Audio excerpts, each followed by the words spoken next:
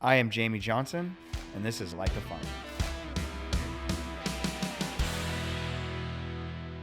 So just to give everybody kind of a recap of Jamie Johnson. Jamie's been a friend of our presenting sponsor, AgAmerica, for years now.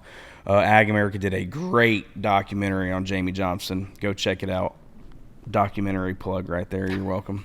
But the cool thing when I saw the documentary and started to like hang with Jamie is, I mean, dude, you've got these cool hobbies outside of farming that you don't see a ton in rural America. I mean, there'll be days where you'll go farm and then you grab your surfboard and you go and catch some waves. Like, Like, I mean, one of our farms is actually on the coast in Santa Barbara, where there's an amazing surf spot out front. I mean, that's just unbelievable. And it's not just me. I'd say it's like our whole company, right? Everybody's, going on a bike ride in the hills or going surfing before work or after work or on your lunch break. And the company, just hit on that too. That's you're talking about Simpatica. Yeah, Simpatica. Simpatica. And so I've that always said Simpatica, so it's Simpatica, right? Tomato. Yeah. Almond. Yeah. Are you pecan or pecan? Oh, pecan. Yeah, me too. Yeah, come on. Yeah. I mean, I've heard it say a lot. What about, we had a Ross Chastain on the show for season 1 not too long ago. So Ross is more of an almond more than an almond, and I say almonds. I'm almond all day. Okay, yeah. Come on. I think if you're above Sacramento, it's an almond. If below Sacramento, it's an almond. Gotcha. We need to get a map when it comes to like ag terms to see who says what. That's great. So Simpatica, I mean, tell me about the name and where it came from and all of that. Yeah, so my grandfather was in high school when he took a Spanish class, and his teacher talked a lot about the word simpatico, and he kind of fell in love with that word. And if you really think about what if you're simpatico with somebody or something, there's a deep connection. So my grandfather loved the ocean and was a sailor, and he bought a boat, and boats are female, so you can't name a boat a simpatico. He had to name it Simpatica. Gotcha. And it's a long story, but he sank the boat. Oh, he sank it? Yeah. How did he do that? Wow, that took a 180. What happened? I don't know if I'm at liberty to tell the whole story, but the boat sank. Okay, we can just leave it at that. I'm fine with that. And anyways, then he went and bought a ranch, and he named it Rancho Simpatica. And in Southern California, used to be owned by Spain. Yeah. So there's this great kind of Spanish heritage and Mexican heritage. So we try to name all of our ranches Spanish names. Okay. And so he named it Rancho Simpatica, which is grammatically incorrect, right? Because you have Rancho, which is masculine, and Simpatica, which is feminine. Yep. But he named it after the boat he sank. Dude, that is awesome. And so when I started my own company, it seemed just fitting to call it Simpatica. Yeah. In honor of kind of the history of everything. Yeah, that's cool. So why, number one, I want you to go into kind of the commodities that you're growing. And so coming from Florida, I mean, when you think about, especially Central Florida, the sugar sand we have, there's not a ton that you can grow outside of citrus. Yep. But like with y'all, I mean, you're doing avocados and grapes and citrus. Like, why is that? We have some cattle too. You have some cattle too. Yeah. Well, so first off, it's what I understand, what I know is permanent crop farming. Yep. Right, which is big in Florida. Yep, very big. And it's really big in California, right? Yep. And so for California, you have the Central Valley, which is a monster. Yes. Right, like it's huge scale, really large tracts of land, and it's pretty unbelievable. So would you say in California, I mean, especially in that valley, I mean, is it multiple landowners or is it like a few that just own large tracts? No, there's a lot of like wonderful, amazing family businesses. Yeah. And just wonderful, amazing people who've been doing it for generations. And then you have like large corporations and large kind of groups. Yeah. So it's a combination. And when you say large corporations, I mean, is that kind of the transition of the landowners going from multi-generational family farmers to now kind of corporate America getting into agriculture? Yeah, well, if you look at agriculture, it's violent. Yep. Right? I mean, and it's only getting more violent with global warming. We're seeing it in the avocado industry especially. It's just been really hard. And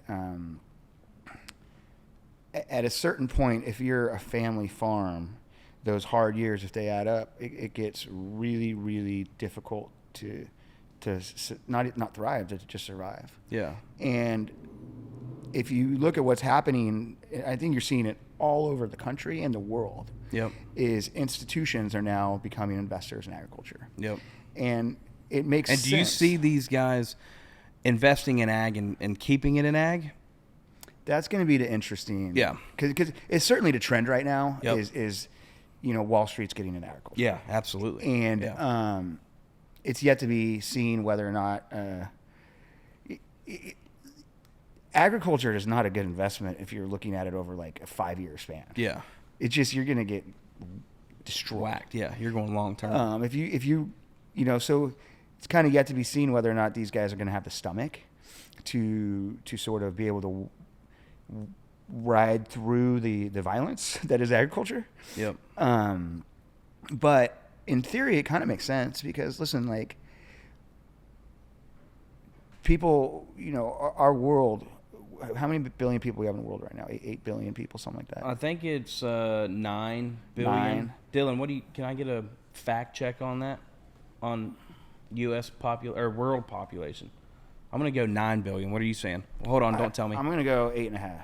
Oh, so whoever's closer buys beer. Yeah, beer. 8,045,000,000. I might have looked it up. Dude, I might have come prepared. Okay, sorry. Thank you, Dylan. Go ahead. If you look at the world right now, we get 8 billion people. That's up from not that long ago, 4 billion. Yep. And we're trending, I think, towards something like 12 billion people. So, I think something like 2 billion people in this world live on $1 a day. Think about that. So that's abject poverty, right? Yeah. And when you live on $1 a day, all that matters to you is food, shelter, clothing, right? And you're surviving.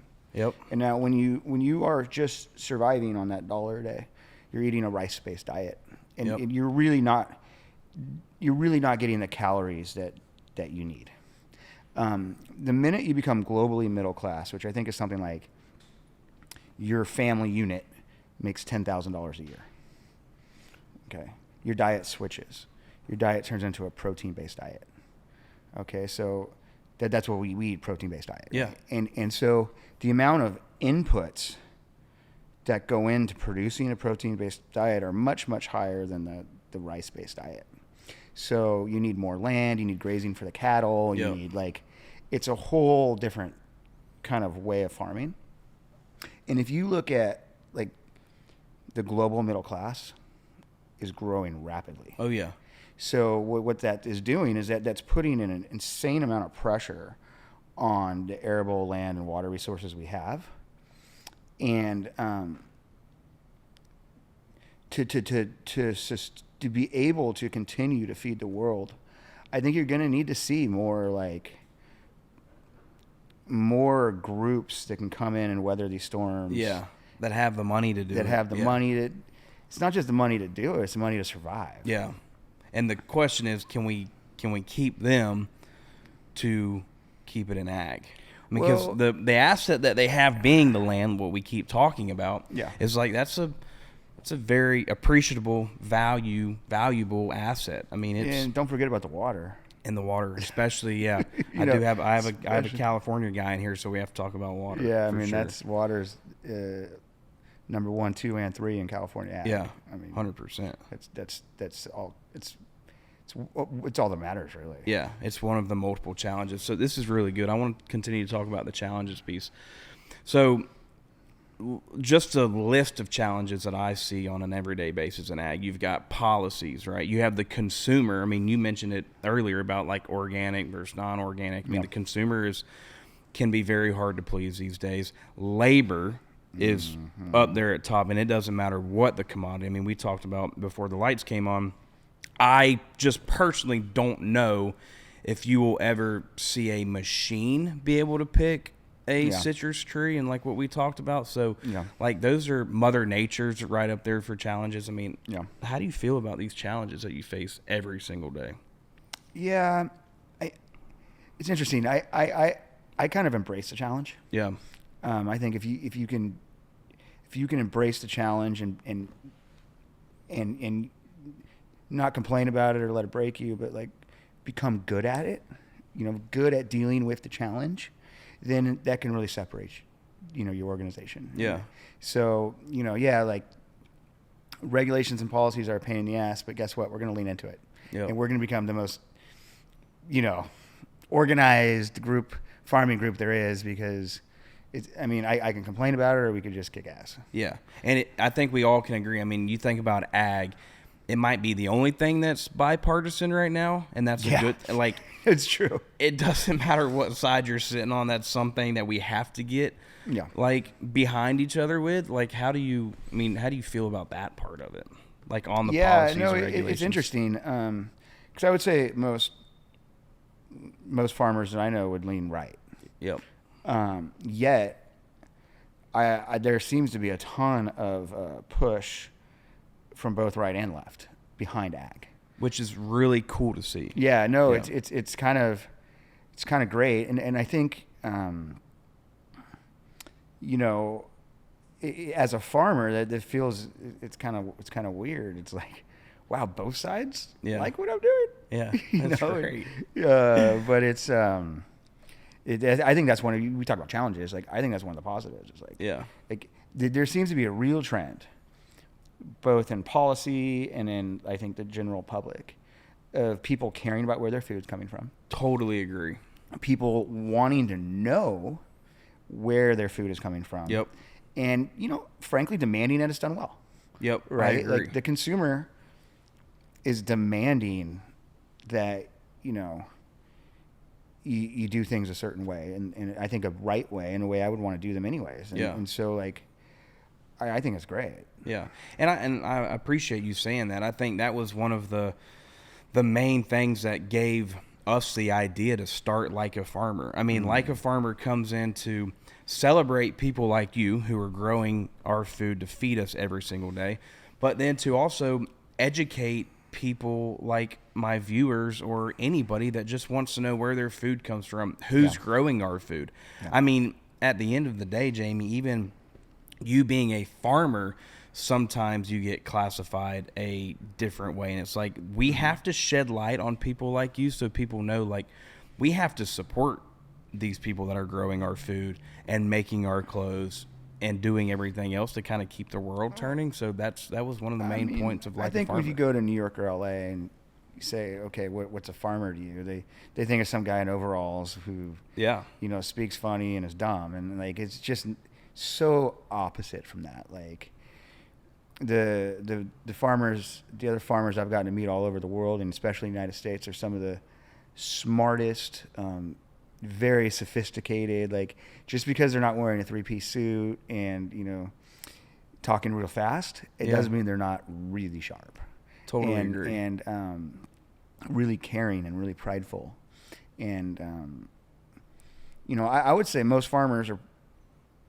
There's a lot of other things they could do, but they're farming because they love it. Yeah. And because there's a pride in feeding and clothing people. It's an honorable day's work. Yeah, totally agree. And I love this, just with our presenting sponsor being AgAmerica. I know you know those guys over there, so they would love to hear that. And hell, that's kind of what brought AgAmerica's success so quickly, is they kind of have that mindset of, we know who the farmer is and we know what they need. Better than anybody. Better than anybody. Yeah, for sure. So, I mean, give a little AgAmerica plug. I mean, you've known them for a while. Like, they've been a great presenting sponsor to Like a Farmer. I love those guys. They're when I first kind of got exposed to them, I was like, nah, this isn't real. So I got on a plane and flew to Lakeland, Florida. Yeah. I was like, knocked on their door. I was like, you guys real? Yeah, and then they've been great. They've been a great partner. And That documentary they did with you was unbelievable. yeah, I really was hesitant to do that. Why do you say that? Well, just because I think I tend to be kind of more of a private person. And Yeah. And I was so happy with how it turned out. And I got to watch it. I watched it with my whole family. And I watched it with my grandfather. And what was his reaction? It was one of the more special moments of my life. That's awesome, man. It was really so I was glad I did it, and I thought they did a great job. It was spot on. Yeah, whole team's good over there. I want to talk about another, and we talked about this earlier. I mean, it doesn't matter where you go, what commodity you're growing, labor is just, it's so tough right now. And we, as in like a farmer, are trying to create this brand that also appeals to younger generations to get them to want to work in agriculture again. So this is why this is such a hot topic. I mean, how are you dealing with that out there? So we're really leaning into how do we become a place that people come to work and they stay for a long time. Yep. So that's a lot more than just, hey, go hoe a weed. Correct. Yeah. It's hey, like, are we creating an environment where you're not just you're thriving, but your whole family's thriving? Is is the culture, and then that goes into culture and stuff. Because what's happening is labor has options, and farming's hard. Yep. So, I mean, it doesn't pay particularly well. Yeah, for sure. So it's like not at all. So how do you? And I think historically, labor was sort of, I think, taken for granted. Yep. Totally agree. And I think now it's become so scarce, good labor, that those people you have to treat them like their family. You have to. And like I mentioned, there's going to be some things in ag, whether it's, picking an orange or riding a horse. I mean, you're just never going to have a robot be a cowboy. I just don't think we'll ever see a robot roping a cow. You never know. I mean, this AI thing scares me a little bit, bot cowboy. Yeah, bot cowboy. That could be a movie. I could see Schwarzenegger getting back into the game with that. Bot cowboy. Yeah. What and we want to keep it here in America too, like just the love for the land and the love for ag. And it was just the other day, maybe a couple months ago now, I think it was the Arkansas governor that with the China land ownership. And I mean, how do you feel about that? I mean, there's a lot of Chinese coming in buying some of the American soil as well. They are. Obviously, I don't love that, and I think, especially with China, you got to be really careful. Yeah. But the same thing, at the end of the day, it's still in America. It's still governed by American laws. Like, what are they going to do? Yep. So like, I don't love it, but I'm also not that freaked out about it. Yeah. The kind of landscape of land ownership in the country's just changed so much. Rapidly. I mean, the common multi-generational family farmer who we're fans of and we try to support, it's just sometimes it can get tough of them tending to that operation. I mean, we talked about this a little bit last night, but Bill Gates. Yeah. I mean, Bill Gates is coming in strong when it comes to buying up a bunch of dirt. And he is. And it's just one of those, like, at the end of the day, are these guys going to keep farming, or are they just buying another asset to put on the balance sheet? So that's going to kind of be the... Well, I think with you look at Bill Gates, like he's buying ag land and hiring family farmers to run it. Yep, which I love. So, I mean, like, he's gotten a lot of negative press. And how do you feel about that? Like, what's Jamie Johnson's take on the Bill Gates coming in strong? Yeah, I mean, listen, like, yes, he's bought a lot of land, but it's like 0.0001% of the total ag land in America. And like, I think it's good clickbait to say, oh, Bill Gates is evil and he's buying all the land, but he hasn't. I mean, well, yes, it's a lot of acres in the whole of things. It's really not that much. Yeah. What about so obviously you're growing multiple commodities, but avocados is something that you're coming in strong in. I mean, you're one of the largest avocado growers in the country. Yep. Like that commodity specifically, how's everything going in that realm? You know, avocado toast was good. Avocado toast is great. That was a good. Are you like every time you eat breakfast with the wife and the kids? I mean, is it just avocado toast every day, or? So I got some. I guess now's a good time to get off my chest. Yeah. I don't like guacamole. Oh my gosh! Did we get that on tape? You don't like guacamole. I don't, but I love avocados. So I like my avocados fresh. So I like my avocado with just a little bit of sea salt and maybe some lime. That sounds good. That's it. So, but I can't let you slip away from that.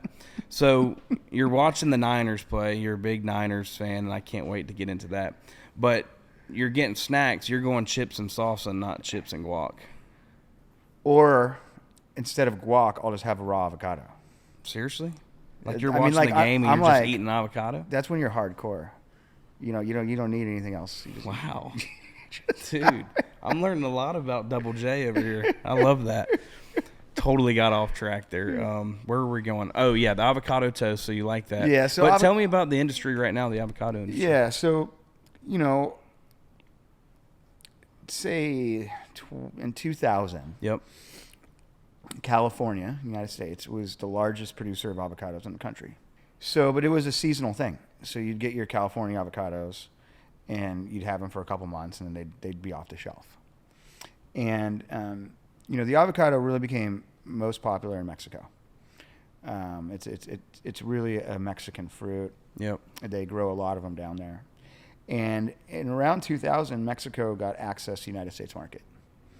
And what a lot of other commodities as well. Yeah. Yeah. And I think the California avocado farmers were really upset about it. And they were, fought it really hard. And what they didn't realize is probably the best thing that ever happened to a California avocado farmer is Mexican avocados. Wow. That's a hot take. Yeah, no, it's true. Listen, because Mexico has such scale and volume, so California went from being the dominant market share of a very small market. Yeah. Now Mexico has, I think, 80% of the volume in the United States is Mexican avocados. But the market's become humongous. And the reason is you can have year-round supply. So a consumer would be able to buy an avocado 20 years ago, like for a couple months a year. And now you go to market every year, every month, every day. It's on the shelf. And that's because of Mexico. And what's happened is the market consumption of avocados in the United States has exploded. Yep. And but what's interesting is, we had a tough year price-wise last year. Yep. But if you look at, like, it's been really rare for fruit to where you have supply has grown so much, price has grown as well, and consumption's grown. So it's been kind of an amazing run. I don't see nothing like that can last forever, but. So what do you think? This is really good, and I think that's a really unique take on the avocados from Mexico.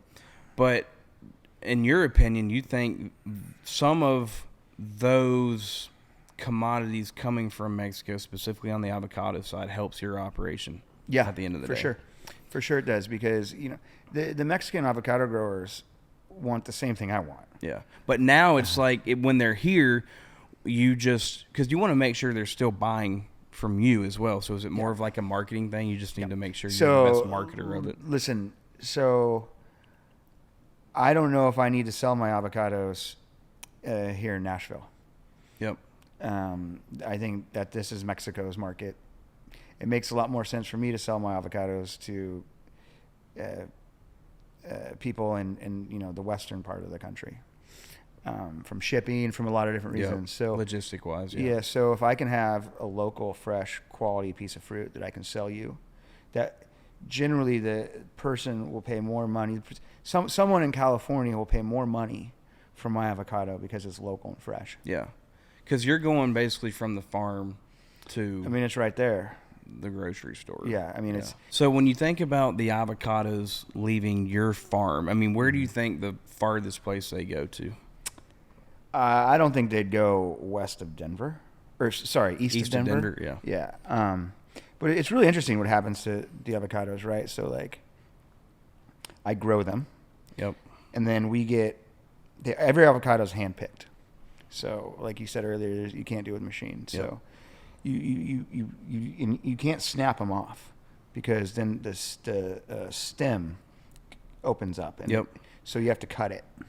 So Now, before you go, on the hand picked and all of this, Yeah. are you using H2A or is this no. okay? We're not. So these are full-time employees. Some are full-time employees, some are seasonal, but it's not H2A. Okay, gotcha.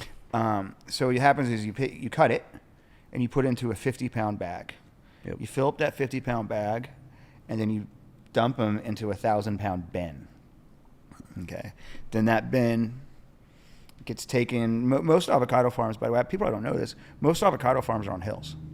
It's not flat. Like, Yeah. People think about farming as like flat, square. Yeah, exactly. Yeah. Like avocado farms are hilly, and the avocado trees like being on a slope. So it's kind of makes it extra hard work. Yeah. Picking an avocado on a hill, and the avocado trees can be quite tall. Yep. So it's treacherous work. It's hard work. I wish people could just, because I've seen your farm, obviously. Like, I wish people would just imagine being on this avocado farm and turning around, and you've got the ocean right there. I mean, it's just a beautiful spot. That farm is called Rancho dos Pueblos. Yep.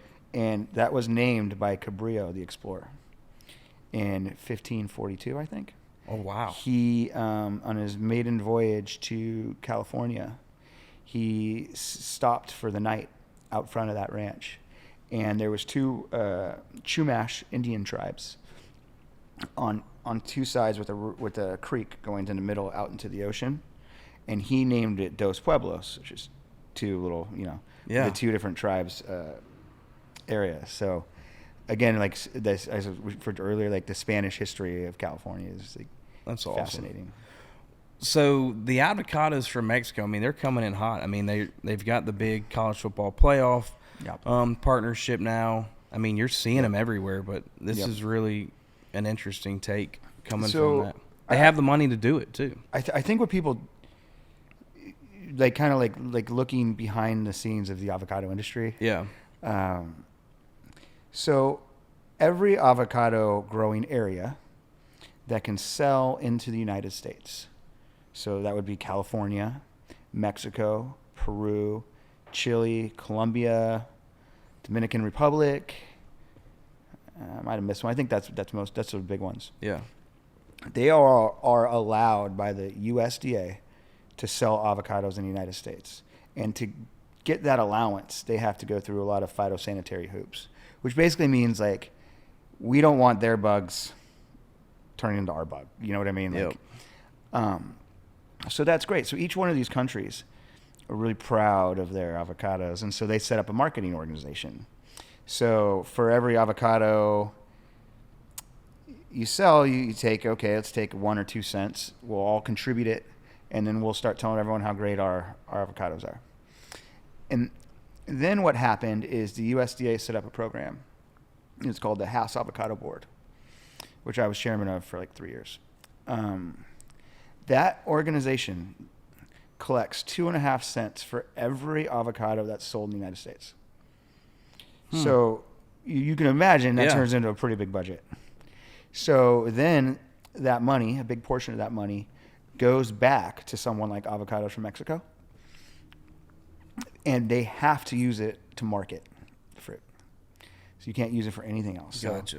So then all of a sudden you have these massive marketing budgets for avocados, and Mexico's is by far the largest, and I think they've done a really fabulous job. Yeah. And, I think I might get in trouble for saying that with some of my other, farmer friends. That's okay. In California, but I mean, I really think it's the best thing that ever happened to the avocado industry is Mexico. Well, it's good to kind of understand the nuts and bolts of that and the education piece behind the scenes. And, you know, the common consumer who's watching college football on a Saturday, it's like, oh, avocados from Mexico, like we're in the U.S. Like, what the hell? Yeah. Yeah. So it's cool to get that piece. I mean, we couldn't. I mean, the U.S. is going to consume somewhere near 3 billion pounds of avocados this year. That's a lot of guacamole, It's a lot of guacamole. You know how many pounds of avocados California is going to grow? You said 3 million was the total. 3 billion is the total. 3 so billion. We're going to do this year in California, we'll grow 200 million pounds of avocados. So, do the math. People couldn't eat avocado. We can't grow enough. Yeah. To meet demand. Yep. The demand, you have to find some sort of way to meet the demand. And it's not just the avocado commodity that's going through it. I mean, it's all commodities in the U.S. What else? I mean, you're doing other things on the farm, whether it's grapes and citrus. I mean, what else? Yeah. So we've gotten into the wine growing business. Love that. You like labeling it and all that? Yeah. Sweet. Yeah. Did you bring a bottle? I should have. Sorry. When did you get into that? That's on me. So we just recently, just this summer. Is it good wine? We'd been looking at it for a lot of years. I think one of the things to think about with agriculture is we talked earlier about the violence. Yeah. And so I've been trying to figure, like, what are other things I can do to diversify. Yep. Which is huge in the farming industry, period. Yeah, I think I'm not the only one looking at this. Yeah. I think because of global warming and kind of the violent kind of commodity swings and pricing we're seeing, those two things combined, for me, I thought I need to find some other things to kind of smooth it out, hopefully. Yeah, for sure. So we've gotten into that, and obviously my family's grown citrus for generations, and I have I love the citrus industry, but it's also going through a lot. I love it too, man. Fun fact. So my older brother, who's running the operation now, he got named through the Department of Citrus in Florida, Captain Citrus. So like that, I mean, he was an action figure. It was Captain Citrus. Like, yeah, we'll make sure we throw a picture up there.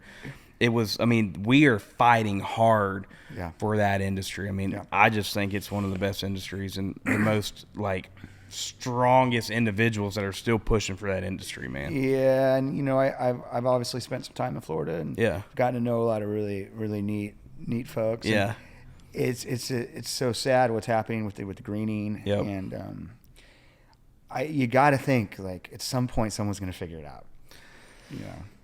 You do, and it's one of these things like you would think at some point somebody's got to figure out cancer, right? I mean, it's just one of the, and because we're dumping millions and millions and millions into it. Yeah, I feel like we're getting closer. I really do on the greening side, but I mean, listen, I think it's kind of like I digress. Yeah, but I think the world is at a tipping point in a lot of ways, and I think a lot of it is like technology related, right? Yeah. And so if you look at greening, you mentioned cancer, like I think we're going to start seeing some pretty incredible breakthroughs. And I think one of the other things I've been seeing a lot is like, I think agriculture, tech's kind of coming to everything, right? Yeah. Tech is huge right now. And coming into ag. But I think it's lagging a lot of other industries. Yep. Because I think the farmers generally aren't embracing a lot of tech, and the tech people don't understand farmers. Yep.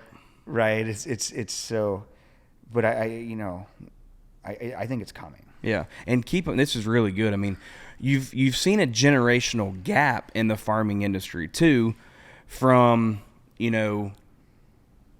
baby boomers to now millennials are running the farms now, getting to that point. Yeah. And it's like you have to be on your P's and Q's when it comes to tech, when it comes to marketing. And you think about marketing now, social media is very important. I mean, people are starting to utilize that more in everyday scenarios. So you hit it right on the head, and the tech is getting there. And I think, funding coming out, whether it's, government funding or private funding, whatever it might be, is very important because, hell, you're almost getting to a point where you can sit in a John Deere and you're not even touching the steering wheel, and it just kind of drives it for you.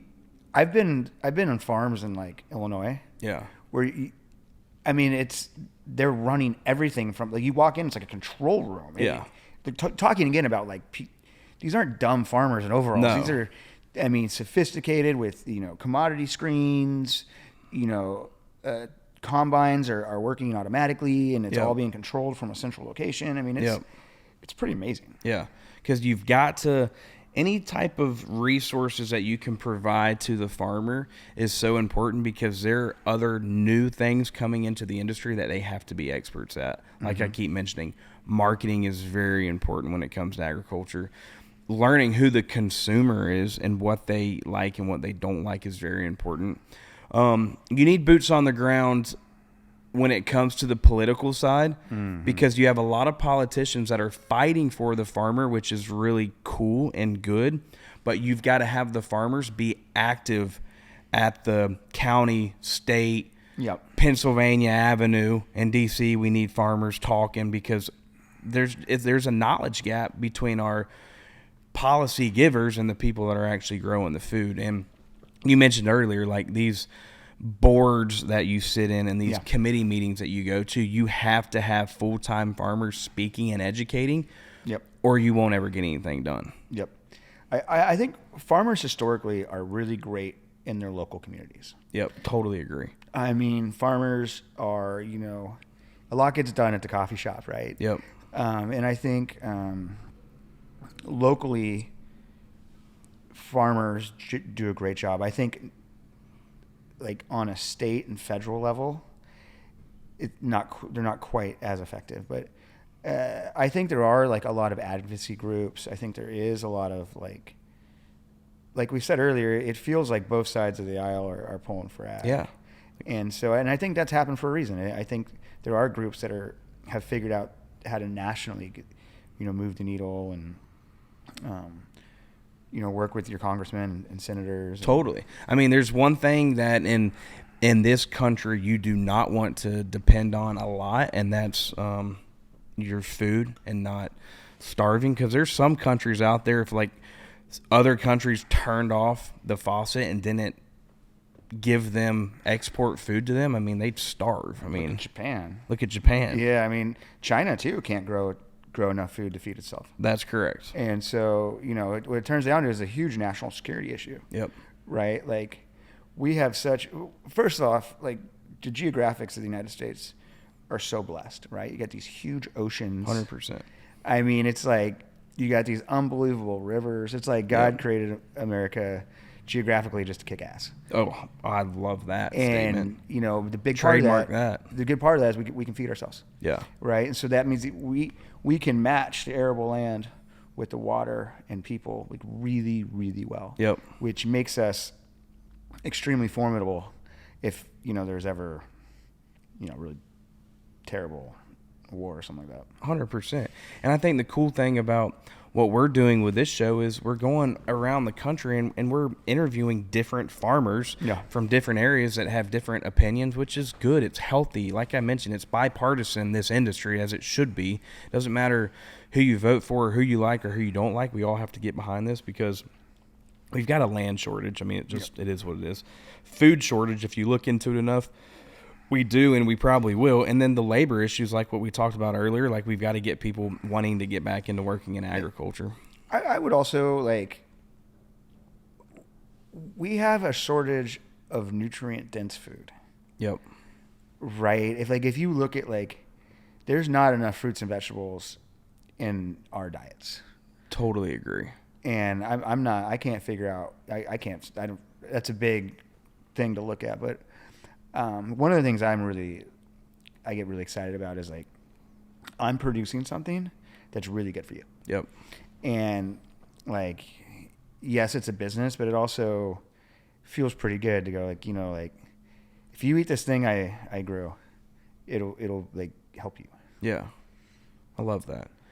What we've been talking a lot about today when it comes to challenges and adversity you face. Why do you still farm? Like, why does Jamie Johnson wake up every single day and still farm and want to farm. And one big thing is too, because I think it's important to say that this dirt that you're farming on, and this, the state of California, the beautiful location that it's on, is worth a lot of money. Yeah. For it not to be farm ground, and that's something that needs to be said, that like you're sitting on a gold mine at the end of the day, and you still wake up every single day and you want to farm and you want to keep feeding the country. Like, why do you do that? Sometimes I wonder why, and I'm sure my wife wonders why. Yeah. At the end of the day, like, it's what I do. Like, it's what I know. And I'm passionate about it, and I love it. And again, it goes back to like a love of the earth, a love of land, a stewardship, and a responsibility. And we get one life, and I think agriculture is really hard. But it's how I want to spend my life. It makes me happy. Yeah, I love that. It's a great answer. So there's a couple segments that I do on this show. Got 2 segments. One of them is called This or That. And I'm going to ask you, what would you rather have or do or say? I've got a great question in mind today, and then you can ask me a this or that question. So mine, we talked about sports a lot last night. I know you're a sports fan, and we got to hang out with T, Josh Allen's agent, who's been a huge advocate for the show and has helped me build this show. So you're a U.S.A. Trojan fan, Lakers, Dodgers. What would you rather see, a U.S.A. national championship, a Lakers NBA championship, or a Dodgers MLB championship? If you had to choose one, and the other 2 will never win again in your lifetime. Ever? You have to choose one. Oh, man.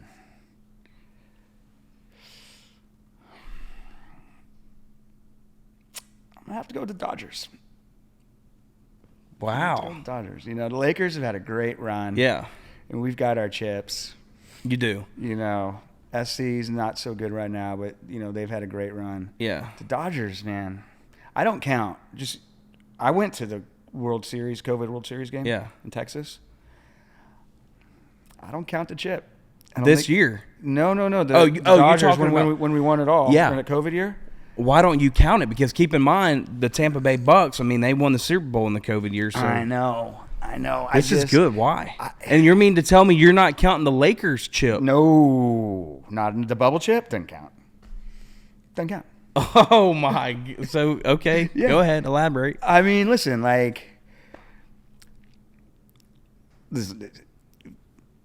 so to me, the bubble chips don't count. Yeah. Okay. Wow. The Dodgers have won 10 of the last 11 pennants. Yeah, they have. 88. I'll never forget. I was a little guy. Kirk Gibson hits the home run. But that's the last one. So the Dodgers have gone and had been so excellent.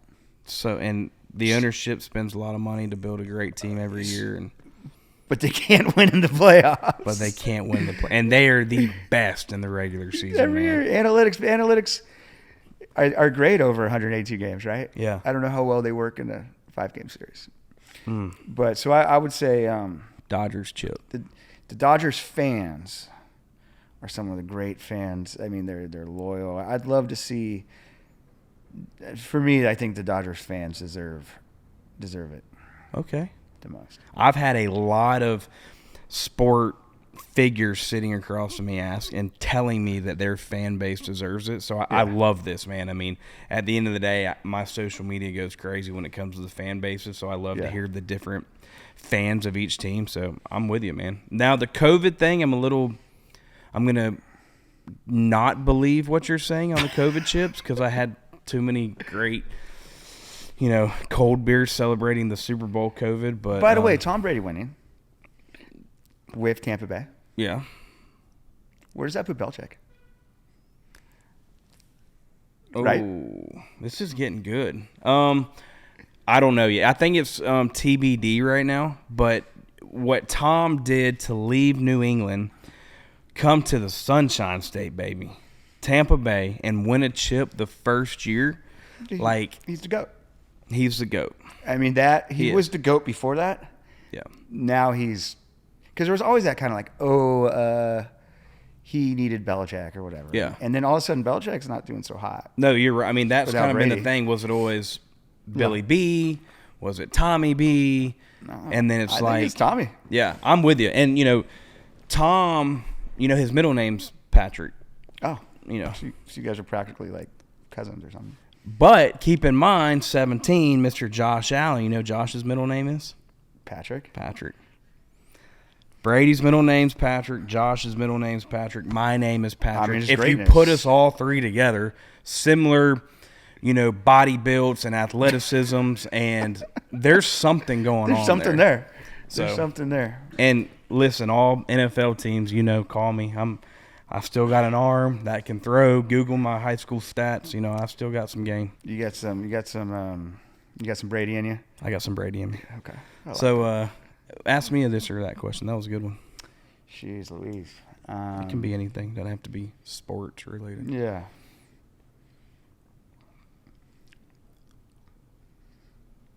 You can have one and not the other for the rest of your life. Okay. Avocado or orange juice? Oh, dude. Like, when I say, I just told you my brother was Captain Citrus. I know, yeah. I live and breathe by an orange or an orange juice, or that kind of every single day, whether it's waking up and drinking orange juice, whether it's eating an orange like during the day, and whether it's throwing an orange slice in my tequila at night. Well, hold on. I have to go orange juice. Like I'm taking that. In your iced tea, lemon or orange juice? Like a lemon slice or an orange slice? In my tea? Yeah. I'm going lemon. Okay. Just checking to see how far you go. Okay. Yeah. Yeah, not that I haven't had that, but I'm definitely going lemon on that.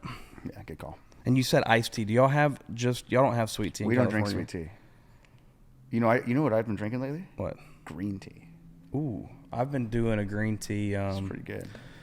I've been doing a green tea every morning. I got a coffee shop in town called Concord Coffee, and they've literally named a tea after me. It's called the Pa Tea. Get it? Patty. So every morning I go get my Pa Tea. So I'm a big tea guy for sure. Yeah. All right, so I got two more this or that's. Okay. So I'm a foodie. I'm a big food guy. You going to tacos or sushi? Oh. I'm a Southern California guy. I know. Tacos. Yeah. Like you Close though. Close. That's a hard one.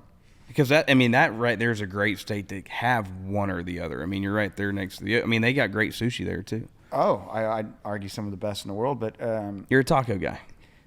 There's just nothing better. Oh, I'm with you. I'm going taco all day. Especially in like L.A., you get the street tacos. Dude, tacos and a Modelo are just like my jam. There's nothing better than a couple tacos, a couple Modelos, hanging out, watching 17. I was going to say Modelos.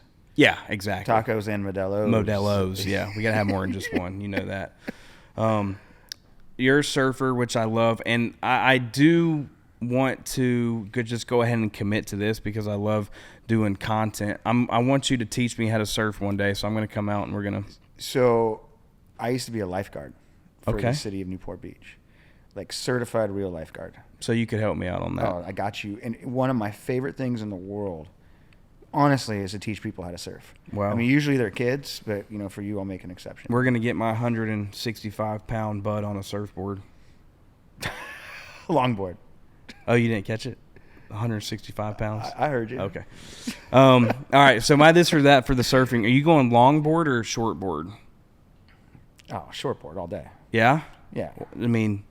I'm getting a little older, so it's a little harder. Okay, so you're saying just because the shortboard's Well, no. more challenging, or? No, it's just...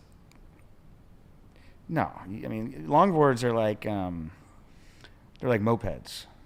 I gotcha. They're kind of fun, but you don't want to see your buddies, It's like the riding training wheels. I'm with you on that. Okay, shortboard. I was going to kind of lean more towards the longboard guy, but that's okay. along. Well, that's kind of offensive. Yeah, sorry. last segment, the biggest gamble is what we call it. Farmers like yourself take a gamble every single day. Yeah, right. You know, when am I going to grow? What am I going to grow this year? You know, Mother Nature comes through. I've got to take a gamble to pivot. Like, what do you think in your life, and doesn't have to be just tied to the farm, but what do you think the biggest gamble you've ever taken? Wow. I think I don't like going to Las Vegas. Okay. This is getting good, yeah. Only because I think farmers are the biggest gamblers of all time. Yeah. And couldn't agree more. And my life is a big gamble. Yeah. My business life. You know, I think I had this dream to start Simpatica.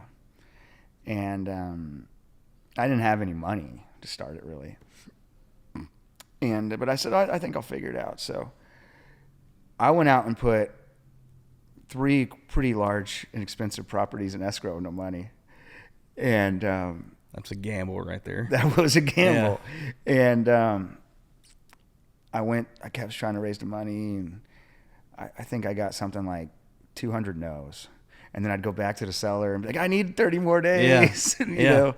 And that was a big gamble, but it worked. It did. And but it wasn't easy, and it hasn't been easy. Yeah. But it was like, it was a dream, and it was a belief that we could do this. And I say we because it's, we have a whole team of people that have make the whole thing run, and have been with me from the beginning. And for sure, I think we all sort of made big gambles to believe in ourselves. And my partner is a guy named Scott Ballens. He had a big time job, and was on a really clear ascending path in his company, and he left to come join a startup with me. Yep. And that was a heck of a gamble he took. And so I think that was really kind of what started everything, was just taking that first step and jumping. It's a ballsy move, man. Well, I always, there's a saying we have in our company. It's called burn the ships, right? So that Spanish explorer. Yeah. I forget which explorer it was, but I think they were facing, there was like 20 of them left, and they were facing this huge like Aztec army, and the captain just burned the ships and said, you have no other option but to go fight. Right. And they won. I love that. Because there's no other option. Burn the ships. Burn the ships. Right. Man, we might need to throw that like on a hoodie or something. We should definitely do that. Yeah. But that's a big saying. It's all right. We're already working on the patent. People that are listening on this, don't be copying that idea. Burn ships. Yeah. Like make yourself have no other option. Gamble. Right. And burn the ships. And believe in yourself. That's awesome. Let's finish off this episode with you just really saying, what would you say to your fellow farmers out there? First off, I love you. You know what I mean? And yep. And I know it's hard. I'm here with you. We're all in this together. It's a beautiful kind of community that we have, and I think we just got to keep fighting a good fight. Yeah. You know what I mean? What's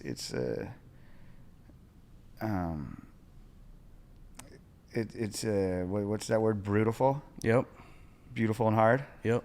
Right? Like, or brutal and beautiful, right? Beautiful. Yep. Like, it just keep going, right?